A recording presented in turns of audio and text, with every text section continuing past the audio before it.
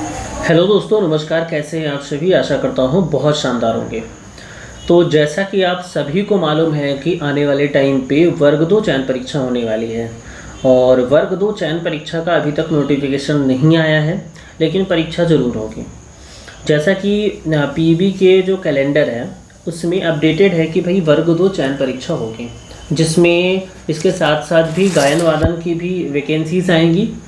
तो आपको ये मालूम होना चाहिए कि अभी एएनएम की भर्ती आई है, इसके बाद प्री नर्सिंग की नोटिफिकेशन आएगी, उसके बाद समूह 3 उप यंत्री की नोटिफिकेशन आएगी, उसके बाद नंबर आएगा हमारा वर्ग 2 चयन परीक्षा का।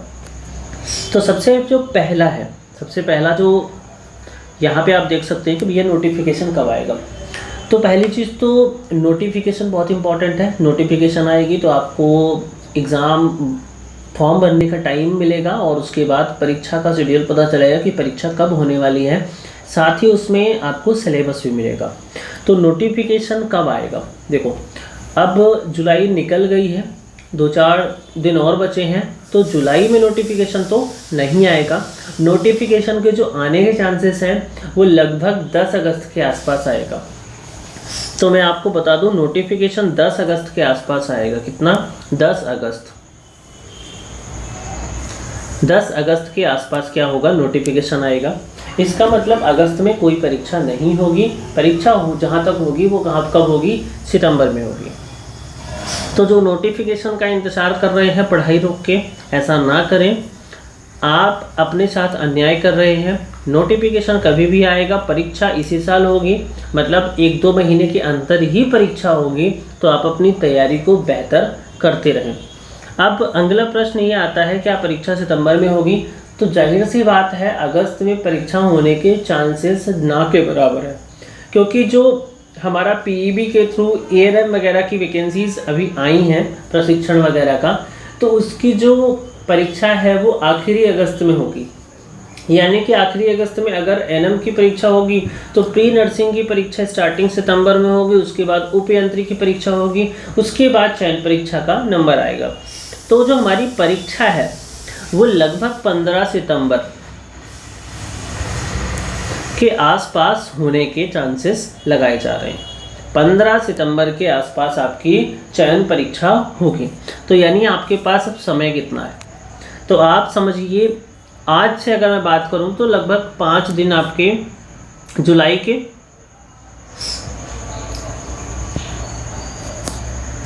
30 दिन आपके, 31 दिन आपके अगस्त के, ठीक है, और 15 दिन आपके सितंबर के। ये आप मान के चलो, इतना टाइम तो है आपके पास। तो लगभग यहाँ पे अगर देखें तो ये एक आ गया, यानी कि लगभग 50 दिन आपके पास अभी समय है। और इस 50 दिन में आपको रिवीजन भी करना है।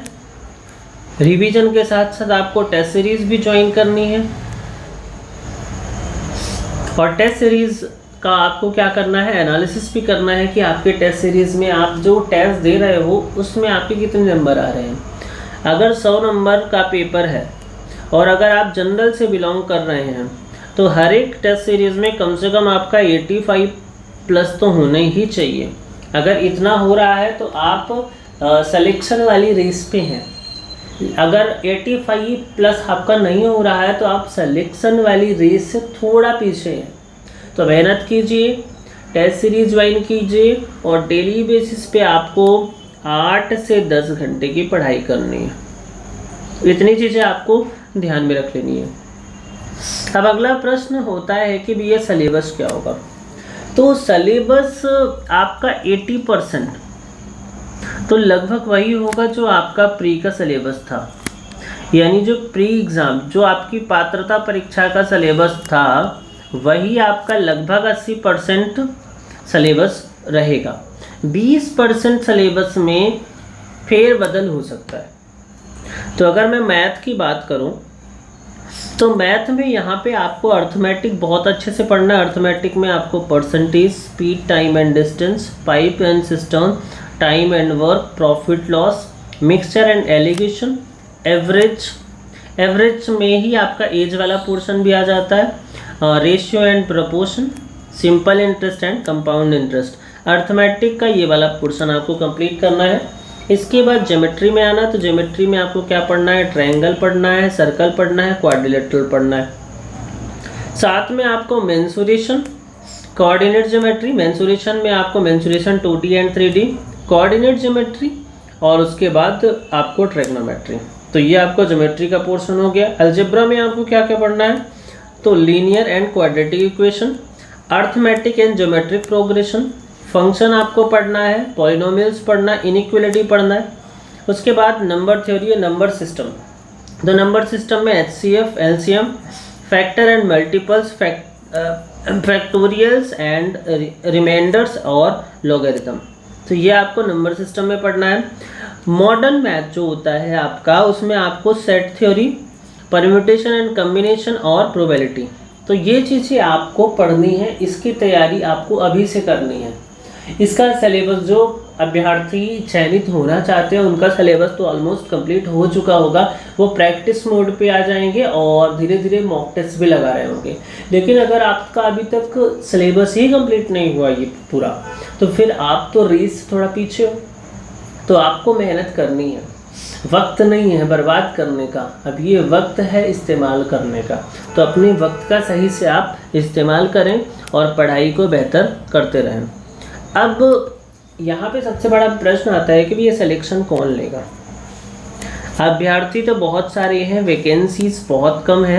वैकेंसीज जहाँ तक है 9000 के आसपास की वैकेंसी आएगी, ऐसा एक्सपेक्टेड है 9000 के आसपास की वैकेंसी। अब सिलेक्शन किसका होगा, तो पहली प्रायोरिटी तो उसी को मिलेगी जो अभी 6-7 मंथ से जो तैयारी कर रहा है, उसी को प्रायोरिटी मिलनी चाहिए, क्योंकि उसका सिलेबस भी कंप्लीट हो चुका होगा और साथ में वो रिवीजन मोड पे चला गया होगा और साथ में जैसे ही परीक्षा का शेड्यूल आएगा उसके बाद मॉक टेस्ट स्टार्ट कर देगा। तो पहली प्रायोरिटी तो उसी की मिल जाएंगी। अब दूसरे वो लोग भी होंगे कि भी जो नोटिफिकेशन का इंतज़ार कर रहे होंगे पढ़ाई के लिए, तो भैया ऐसे लोग सिलेक्शन से तो दूर रहें, क्योंकि सिलेक्शन ये 10वीं 11वीं और 8वीं के एग्ज़ाम तो है नहीं कि आपका 1 महीने में सिलेबस कंप्लीट हो जाएगा और किसी भी बुक या परीक्षा बोर्ड को लेके आप पढ़ के वो सारी चीज़ें कर लेंगे। ये कॉम्पिटिटिव एग्ज़ाम होते हैं, इनमें साल 1.5 साल की मेहनत लगती है। तो जो साल 1.5 साल या 6 महीने 8 महीने से मेहनत कर रहा है सिलेक्शन की रेस में, वो सिलेक्शन की रेस में नहीं है जो 1 घंटे 2 घंटे पढ़ रहा है, जब मन कर रहा है तब पढ़ रहा है, फालतू में यूट्यूब की वीडियोस बहुत सारी देख रहा है। अगर ऐसे लोग हैं तो वो सिलेक्शन से बाहर हैं। तो आप अपना टाइम अभी वेस्ट ना करें। अब जो भी टाइम है आपके पास, लगभग 50 दिन का जो टाइम है, 50 डेज़ का टाइम है। इस 50 डेज़ में हर दिन आप अगर 10 घंटे देते हैं तो आपके होते हैं भैया यहाँ पे 500 घंटे, और 500 आवर बहुत मायने रखते हैं। अगर सिस्टमेटिक ढंग से तैयारी की जाए 500 घंटे की, तो ये 500 घंटे आपके सिलेक्शन में बहुत ही महत्वपूर्ण योगदान देंगे। तो आपको अपनी तैयारी को बेहतर करनी है और डिमोटिवेट नहीं होना है। आप जितना कर सकते हैं उतना आपको प्रयास करना है। बाकी मेरी शुभकामनाएं हमेशा ही आप लोगों के साथ थी। आप अच्छे से पढ़ाई कीजिए, सिलेक्शन लीजिए और अपने घर का नाम रोशन कीजिए। बाकी किसी भी तरह की कोई भी जो नोट्स होते हैं, जो PDFs होते हैं, वो मैं टेलीग्राम में हमारा एक चैनल है जो है रीवा स्टडी हब नाम से। रीवा स्टडी हब जैसे ही आप उस पर टाइप करेंगे तो यहाँ पे रीवा स्टडी हब नाम से एक चैनल मिलेगा। उसको आपको क्या कर लेना है, ज्वाइन कर लेना है और इसमें परीक्षा से रिलेटेड जो भी नोटिफिकेशन आएगी वो भी आपको देखने को मिलेगी और साथ में बहुत सारे PDF नोट्स वो भी आपको देखने को मिलेंगे। तो आप अपनी तैयारी को बेहतर करते रहिए, क्योंकि समय अब नहीं है बर्बाद करने का, अब ये समय है सिलेक्शन लेने का। तो अपनी पढ़ाई को बेहतर करिए और मेरी बेस्ट विशेष है, आप पढ़ते रहिए, आगे बढ़ते रहिए। जय महाकाल।